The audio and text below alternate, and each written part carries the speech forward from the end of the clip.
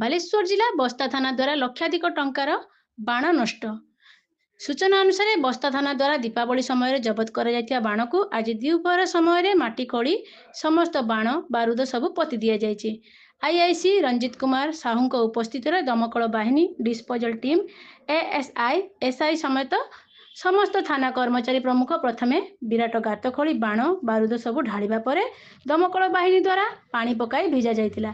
ପରେ ମାଟି ଢାଙ୍କି ଦିଆଯାଇଥିଲା। ତେବେ ପ୍ରଥମ ଥର ପାଇଁ ବାଣ ସବୁ ମାଟିରେ ପୋତି ନଷ୍ଟ କରାଯାଉଥିବାରୁ ସମସ୍ତେ ଉତ୍ସାହିତ ଥିବା ଜଣାପଡ଼ିଥିଲା।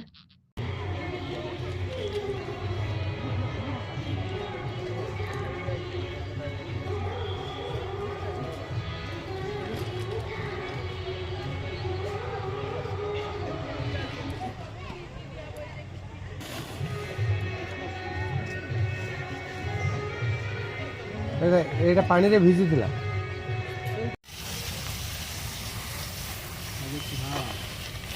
ହଁ।